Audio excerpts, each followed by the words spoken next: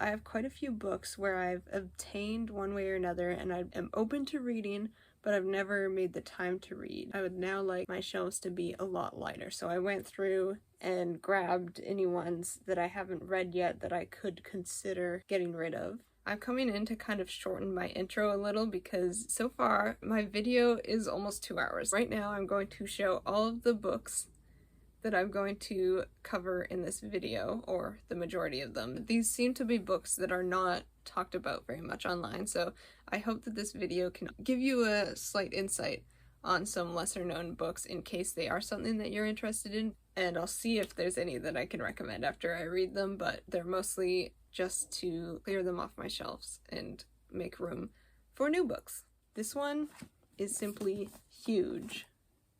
So if I can get rid of this, that'll immediately affect my shelving space. But even if I get through at least half of these, I will consider that a success.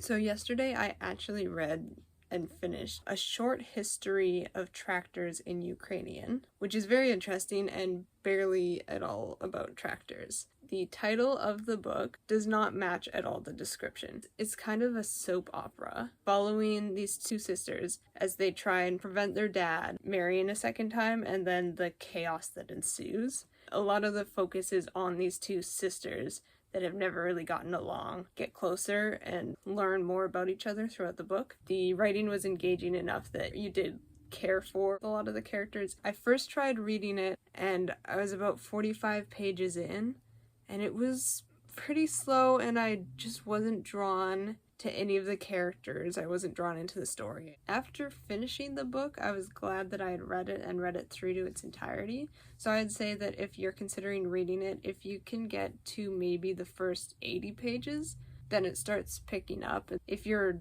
rooting for the main character, then I do think it would be worth finishing. But if you're at the 80-page mark and you're hating it, that's a pretty good place to stop. The story goes a lot into the experiences of Ukrainian immigrants to the UK. Content warning for domestic violence. But yeah, it was really interesting. I don't read many books about Ukraine, but I have read a book called Grey Bees, and I did prefer that one to this one. For one, Grey Bees actually takes place in Ukraine. I think it was set in about 2014, and the experience of Ukrainians living in like a war zone. But the book was about a beekeeper. I am open to other recommendations of books that are either classics from Ukraine or stories about Ukraine or Ukrainians and their experience, as long as the book is translated into either English or French, because those are the two languages that I can read. I enjoyed reading it, but I definitely don't think I'll be reading it again. And while I do recommend it, if you're already interested in the book, it would be worth reading, but it's not that enjoyable of a read, so it wouldn't be something that I would go out of my way to get. I finished that, and then I gave it to my brother because he's still interested in reading it. This next one, I got given this, Select Poems of T.S. Eliot, by a friend. Since I hadn't read any of T.S. Eliot's poems, I was like, I don't know if I'll enjoy them. I gave it a shot, and I did think that I would just breeze through this and go, oh, cool, and give it away. And then I started reading them and I'm like, oh, this is the exact style of poems that I enjoy. Like, one of my favorite poets, Richard Sykin. I've got both his books here, so I'm really enjoying it. I love these poems so much that I'm definitely going to keep this book, so that's why I've decided to stop while I'm ahead. I will keep this. I will be able to read the rest blind whenever I want. I don't have to rush through this anymore because I'm keeping it. Okay, so I've made some progress on my giant pile of books. I've finished 2 books already. Flower Garden and A Girl of the Limberlost, which you may note, neither of them are the best of men, which I was planning to read. Plans change. When I sit down to read a book and look at my pile, I'm going for whatever draws me in first. So, I read Flower Garden, and this one I was hesitant reading it. I knew nothing about this. This is this author's only book so far, so I didn't really know what to expect. This was one from my grandmother, and on the back it says that it follows a group of gardeners that are all octogenarians, except for one who is a baker. She owns her own bakery in Vancouver. This book is set in Vancouver, and I really enjoyed it. Within a chapter, I was intrigued, and it read pretty easily. The writing style was pretty good. The main gist of the story through it is two friends were super close in college, and then they drew apart. One of them moved to a different city in Canada. Then their relationship degraded further. This book starts when the two friends end up living in the same city, and then suddenly they find themselves crossing paths unintentionally, and they have to start working together. It goes from them really struggling to even talk to each other, and then you kind of see the progression of their relationship. This was a really good book. There were a few characters that were quite well-rounded and developed, and then the rest were more of stereotypes maybe. They were there and they were enjoyable, but then there was not a lot of depth to them. If you're not looking for something heavy or depressing, but that does have a little bit of investigation into interpersonal relationships, I did really enjoy this book, but I don't think I'll be reading it again. So this one is the first one that I'll be donating. This next one I was also surprised at, because this book, just looking at it, looking at the color, it's like very brown, very muted colors. This book would have never ever drawn my attention ever. This was just handed to me by one of my family members. It was just kind of in our house, and they were like, none of us want to read this. You can read it and then we'll get rid of it. And I was like, perfect. Sure, I'll try it out. I'll see if it's any good. But even looking at it, I was like, I don't know if I want to read this. This will probably be so boring. That was kind of what was preventing me from reading this. The first part of it, I felt like it was a book that it's like, this is something that I've read multiple times. It felt like it was following a lot of tropes in like an old style way. This girl, she's from the countryside, she's going to high school in the city, and so then she's encountering obstacles with being out of place as a country girl in the city. But this book actually got a lot more interesting than I was expecting from the first chapter or two. A lot of this book focuses on the main girl, Elnora, and the relationship that she has with her mother, and it's very strained. But this book goes over almost a decade, I think, of Elnora's life. So she goes from like 12 or 14 to getting married. You actually see her achieving kind of her goals from the beginning of the book, learning a lot of things. People might struggle with this a little because Elnora is very lucky and also is more of a role model than a relatable character. She's like constantly hardworking, she's constantly successful, or oftentimes successful. But I did enjoy it.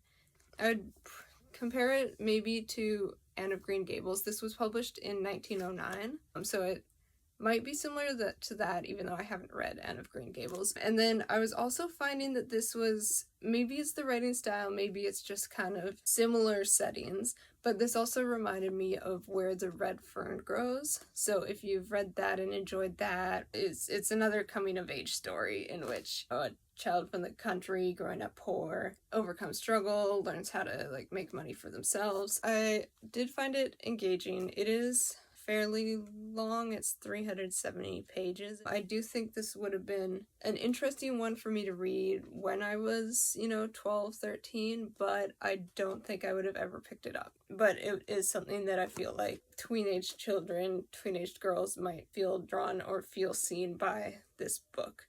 So I'd recommend it for that. I did make some progress in a couple other books. I've started reading the Broadview Introduction to Literature, 2nd edition, short fiction. And I'm guessing this is maybe that certain universities might have this as required reading. And I did skip most of the prologue, but I skimmed it. It has kind of what to look for when reading short fiction. So I read about 4 stories. What I am really liking about this, there's about a paragraph or 2 explaining why this author is relevant, which is really cool. This is the one I just read, the short story by James Joyce. I just recently finished A Portrait of the Artist as a Young Man, which to me, the title of the story was more interesting than the entire book. I really struggled with reading it. It took me over a year and I had to restart it because I got like 35 pages in and I was like, don't understand why any of this is relevant. So I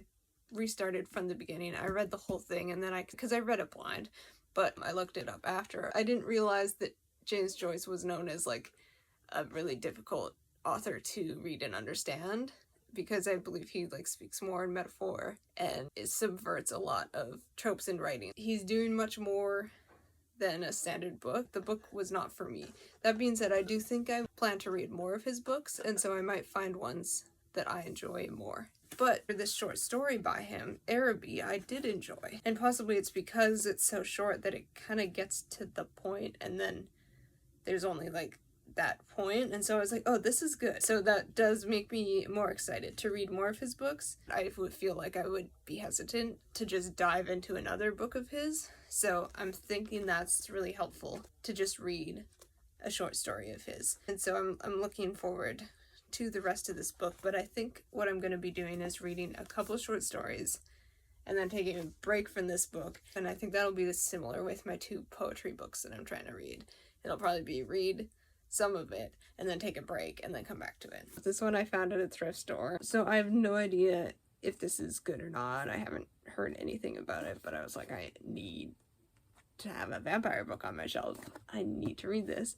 I've just started Dracula, My Love, The Secret Journals of Mina Harker, and I am actually liking it. I was worried because I'm like, this is either going to be really good, well written, or it's just gonna kind of fall flat, where it would just be like the author like taking an IP that people know and then building a romance book around it.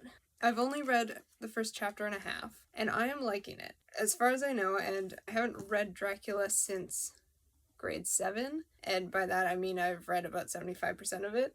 And then last year or the year before, I was also listening to the audiobook of Dracula, which I also didn't finish. I think I kind of remember the tone of the book or like the writing style, so I am finding that so far the Mina that she writes in this book, it does seem like she has similar cadence, similar personality to Dracula, but I don't think that the writing style is completely one-to-one Bram Stoker. I already feel like I recognize these characters, but I don't know if that's just like the power of suggestion. But yeah, so far I'm actually enjoying it. I might even keep this one on my shelf as well, but I definitely want to read at least most of it or all of it. I mean, honestly, reading the first chapter where it's just Mina and Lucy hanging out, I was like, I would actually want to read a book of just pre-Dracula Mina and Lucy hanging out. But yes, I'm sure that it'll be a little less of that and more Dracula later on.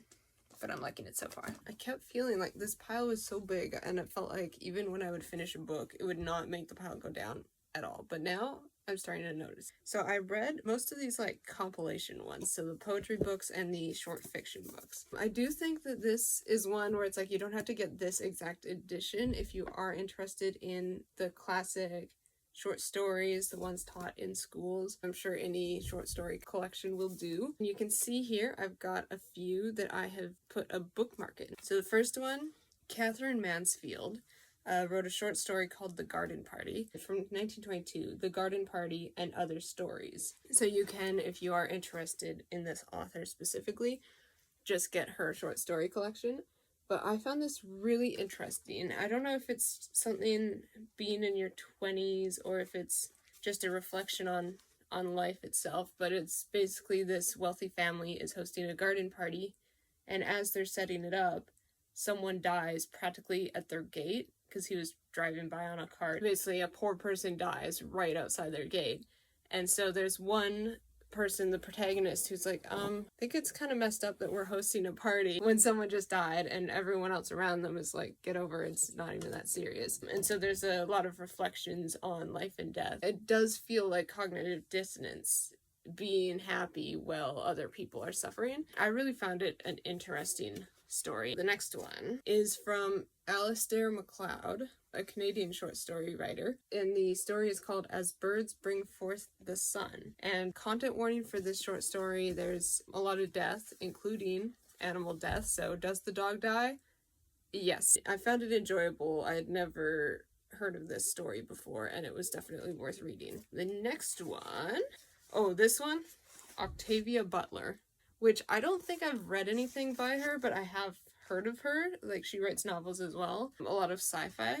And this story is called Speech Sounds, which I started reading it and I was like, oh, I don't know if this would be interesting, but by the end of the story, I was like, I need to see this concept as a novel. Like, this is insane, this is incredible, and it's absolutely devastating that it's so short. It was extremely interesting and a unique premise for a post-apocalyptic story. I did enjoy quite a few other short stories, but none of them were particularly striking to me. So because of that, I'm like, I love those 4. I might read those again, but I'll probably just see if there's any full text online. I'm not going to keep this myself. However, this one my brother actually is interested in keeping, so it will still be in the house. Next, I read Where the Words End and My Body Begins. This one's a queer poetry book. There's mention of sex, mention of, I believe, drugs, but I found it really interesting. This is apparently, and I've never heard of this concept before in poetry, but glossing. The author was inspired by P.K. Page's Hologram, a book of glosas, but it seems to be that you take a few lines from a poem that you're inspired by and then incorporate those lines into your own poem, so it's basically expanding it. She takes inspiration from 4 lines of a poem, and so she'll have like, this is all stuff she's written, and then at the bottom is one of the lines from that poem. And so most of these poems are 4 pages long exactly, and either the poem she's inspired by is the last line of each section or the first. But I did find it was quite repetitive because it was this, well, like, not the poems themselves were unique, but because the style was quite repetitive, it was not as impactful to me personally, but there were a few that I did really enjoy reading. So this is enjoyable, and it's definitely a style of poetry that I hadn't heard of before, so I really enjoyed that. And I'm sure that either you can read this or another poetry book of glossing or glosas, Glosa. Yeah, I've never heard of it, but it is a cool format if you enjoy poetry, and I recommend this, but I will not be keeping this. I picked up a bunch of French books the last time I was in Montreal just because I do need to practice and keep up my vocabulary. I'm glad that I did finally get around to reading this. I got a little scared away from it the first time I tried reading it because the intro being like, people should be reading song lyrics more frequently. They are poetry, which I agree, but also I gloss over song lyrics all the time. Like, even when I'm reading novels, I struggle to read when there's parts where, like, the characters break into song. I kind of skim those. Like, without music, I sometimes struggle with the concept of reading them. So this I was nervous about because most of these poems, I believe, are actual lyrics. So Navet Confit, it's the band name, but the band only has the one person, and I'm forgetting his name right now, but I'll put it on the screen. It was interesting though. I started reading this. I read a couple pages, and then since I was at work, I was like, you know what, I could listen to this band while I'm working. So I did that. I listened to it for a couple of hours, and I think since I had already read a few pages, I could recognize when a song that I had already read came on. But I do think you can also just read this without listening to the artist. And then also, if you're kind of interested in this book, but you want to check out the artist first, or you'd rather just listen to the music, you can also do that. There's one poem that I loved, and look at it, it's almost House of Leaves style, and that's probably why. But it's about dreams, and so each paragraph is a different dream that he has had or imagined for this book. And so not only do you see all this writing, which is sections of these dreams, and yes, it's 2 pages, but even this font, it's almost glitchy in the way, like pixelated. So I'm like, that is so cool. I've obviously never seen this in a poetry book before, so that specifically I love it. So I found this interesting, I enjoyed it, and I'm still undecided if this is one where it's like, it's better to read if you like the band, or if it's totally fine to read without knowing anything, which, like, it is. Obviously, I read this without knowing anything about this band. I feel like this is such a niche. I did also get a book from the library that I read in the same afternoon, Eliza from Scratch. Oh my gosh, this is what I've been like, I guess, needing to read right now. This author goes into, like, so much stuff. Like, it's deep. It, like, goes into struggles that everyone has, I think. At least I hope. And I was like, I read it and I'm like, I want to buy this book. I want to own this book.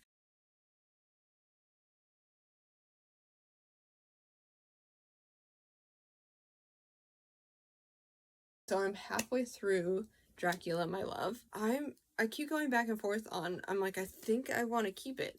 It's so good. It's incredible, but I'm wondering if, like, the parts that I like of it is just Dracula. Like, should I just read Dracula when I want to read Dracula? I think that this author is writing from the perspective of different characters in a way that it's focused on different things that are addressed in the Bram Stoker novel, and so there is, like, more world building and dimension to these characters that I already like. I'm loving it, but when it's following the story, and then it will cut to a scene where Mina and Dracula are interacting, and suddenly it just seems like it's an interruption to the plot for me. And maybe, like, it's possibly that I don't particularly enjoy cheating storylines, but I like Jonathan. He deserves the world. I've read and seen a lot of media in which Mina and Dracula have a romance, so this isn't foreign to me. But yes, I'm still only halfway through, so we'll see. I am going to probably still read it to the end. The struggle is with this book is that they're starting to make Jonathan seem more unsympathetic because the author's kind of drawing it into a Dracula storyline, so then it's like Dracula seems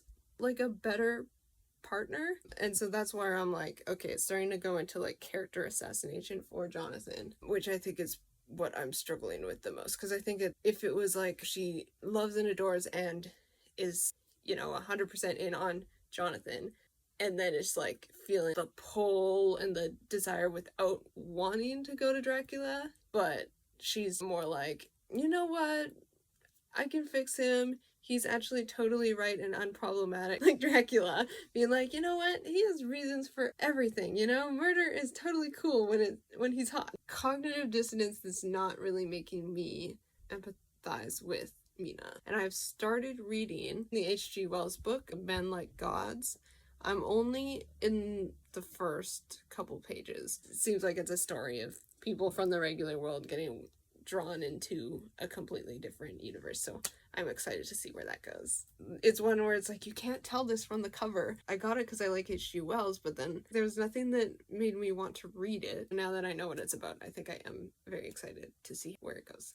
Okay, so I have read 2 more books from the list. So I finished reading Dracula, My Love. I really enjoyed it. I did actually find this was a really good interpretation of the Dracula story, like the original Bram Stoker's Dracula, and it seems that it follows the original plot quite closely, actually. The plot will happen as it does in Dracula, and then in between times when Jonathan and the other men are out doing something, Mina will be meeting Dracula. I think I filmed when I was halfway through the book, and I was finding that it was quite frustrating where the story would be really engaging following the story of Dracula, and then it would kind of feel like it would fully just change genres or just be interrupted by this romance that seemed very out of character, I think. This book does leave you to wonder a little bit about Dracula's intentions. Like, you still don't fully know how much is, like, mutual love versus maybe a little bit of, like, vampiric coercion. I did like it, and they did expand a lot on Mina. She'll actually discover a little bit about, like, her parents, because I think in Dracula she's an orphan and doesn't know her parents, and so then this actually goes deeper into that. She finds out who they are, as this author has imagined it. It was good, and I have decided I will not be keeping this. I think I read it once, and I don't think I'll ever want to read this again, even though I do want to keep reading the original Bram Stoker's Dracula. I finally read H.G. Wells' Men Like Gods. Honestly, like, this was a whole experience and a half. I recommend this if you do already enjoy H.G. Wells and science fiction. This is going into it's kind of a possible future based on kind of where history and like Europe was basically in the 1920s, which is when this book was published. And it's a reflection on the societal structures and politics through the lens of these people get pulled into a parallel universe. It's somewhat similar to Earth, like it's the most parallel to our universe, but they're also on a totally different part of their like world history, where the Earth people are from the 1920s. They're like, oh my gosh, that's very similar to our age of confusion. And they're like, oh my gosh, 3,000 years ago, we were the worst.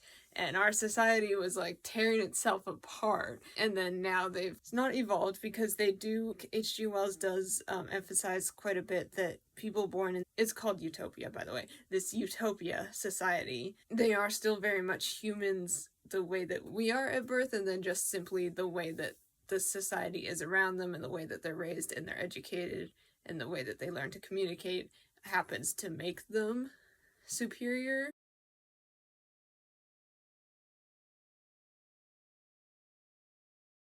It's interesting. And also, I think that this is something that anyone reading this will find stuff that will like upset them or that they'll disagree with about this society, and I think that's part of H.G. Wells's point. It is a philosophical imagining of where society can go, and I think that part of it is that people can look at it and see kind of what parts they want to strive towards and which parts they want to shy away from. It says something quite profound, and then you turn the page and it starts talking about eugenics.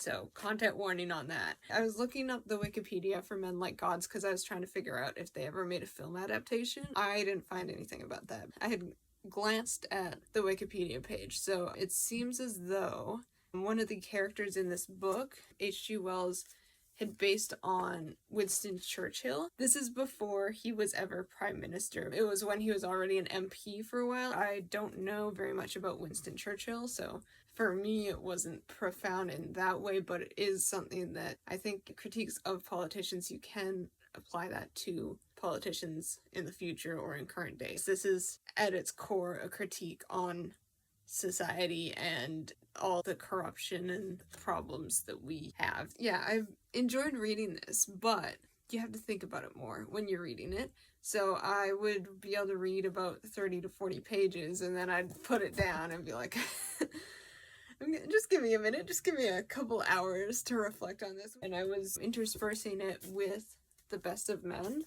So I've started this. I'm only 21 pages in. I was finding this to be much easier to read. I restarted this because I had started reading this and I probably only read the prologue and I didn't remember a single thing. Interspersing this with a book that is much more approachable and easy to read and not one where you have to immediately reflect on everything you've ever known is probably the best way to go. So it is definitely a book that requires more focus, more thought, more reflection than like books simply for entertainment, but it is also fairly short.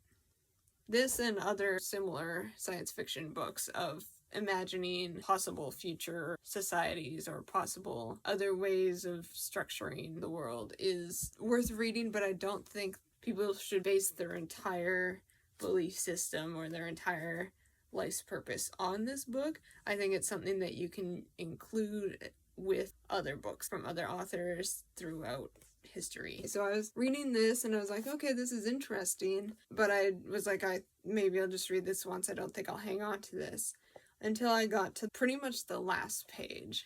So it goes quite hope-core by the end. So I'm thinking I will actually hang on to this, and I might just reread the last chapter a couple times before getting rid of it. So with that, I have 3 books left of my initial stack. So this might be my final update for this video. So I read 2 more books, Le Chateau and Best of Men.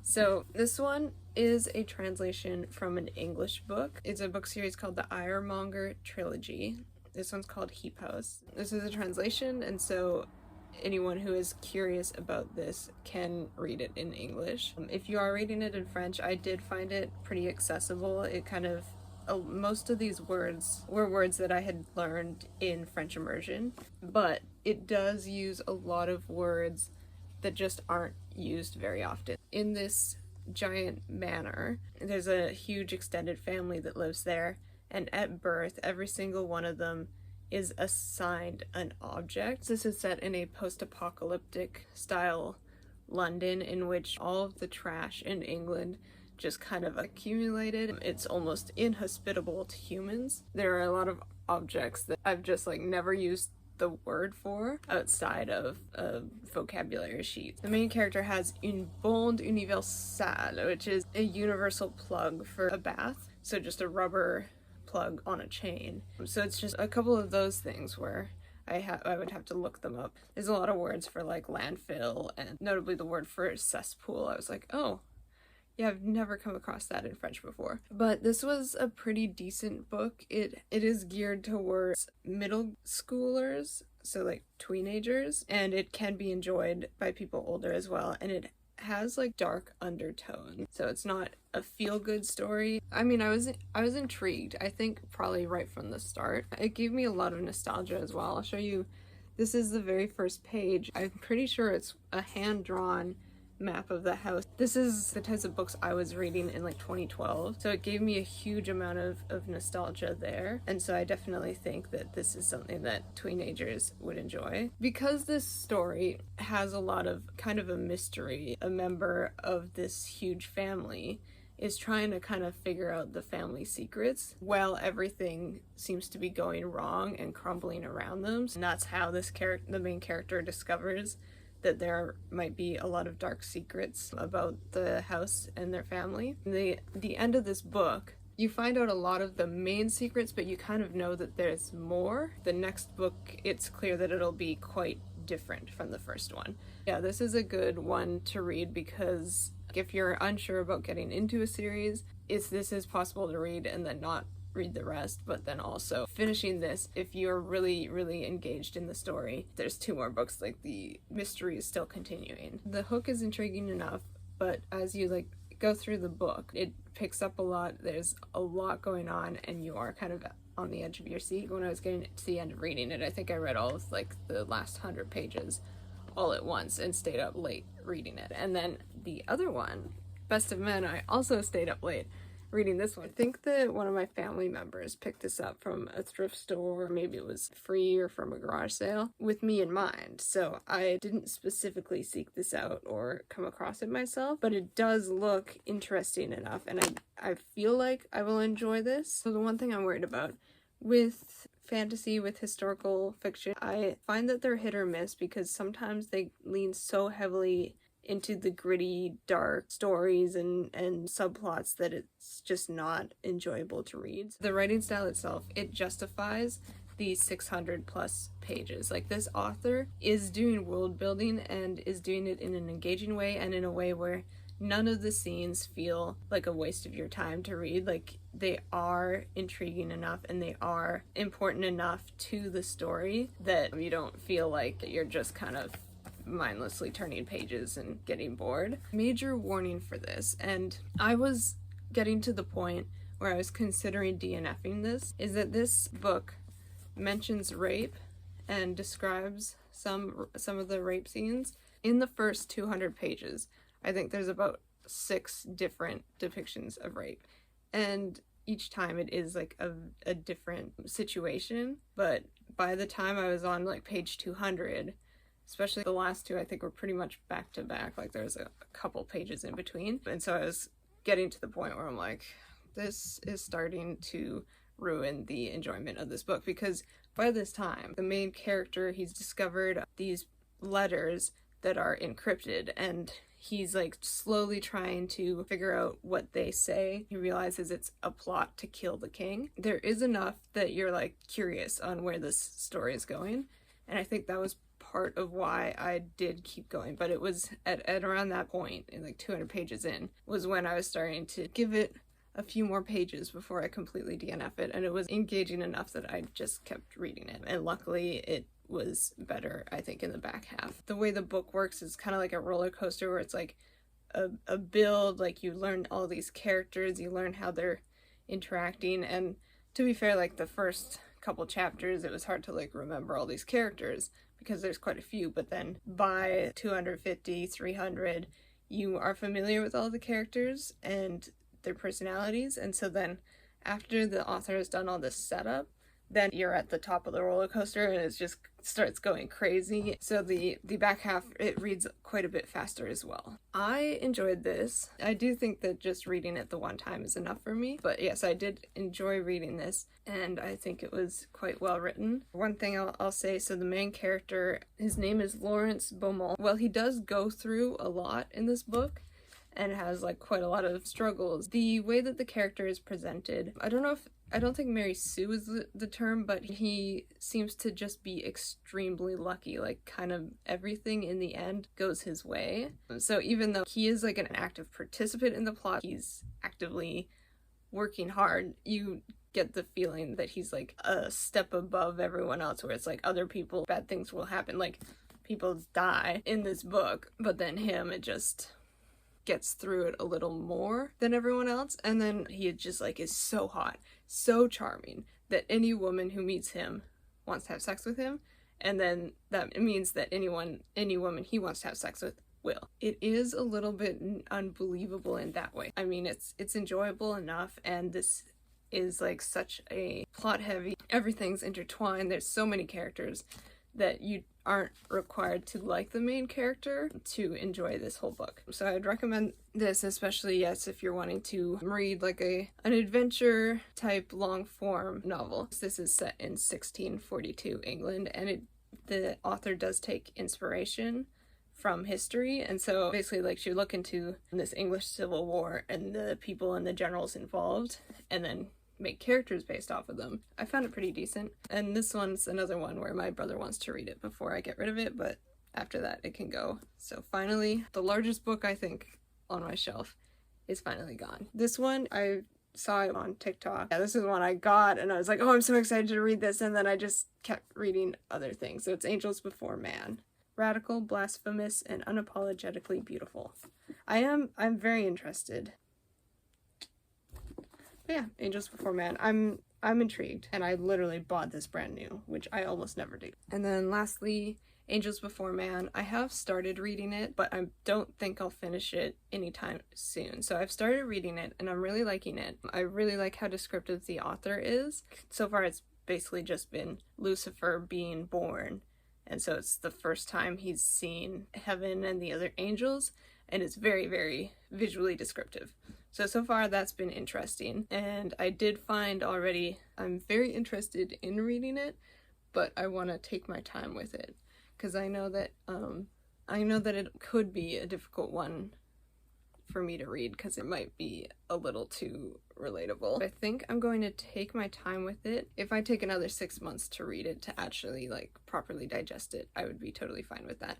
So that means that I'm finishing this video, but I do think that this has been a very successful. This only took me just over a month. So that's actually really good, because I was thinking I would only be able to read a couple before getting bored. And I mean, I was kind of getting distracted by getting new stuff or like going to the library, but for the most part, I was pretty back to back, just picking up one, reading it, picking up the next. So that was really nice. Before I finish though, I will show you, I did go to a book sale during this month, so I might as well show you guys these as well. So my upcoming books that I'm excited about reading, I took all this time clearing my shelves and immediately adding more. But I mean, to be fair, getting rid of at least 7 is not bad. Before I went to the book sale, I actually reorganized my bookshelves, hoping to have more space and like have space for these new books. And turns out, even after clearing like 11 books off the shelf, I had just enough to pretty much have all of my books sitting on the bookshelf normally. So they filled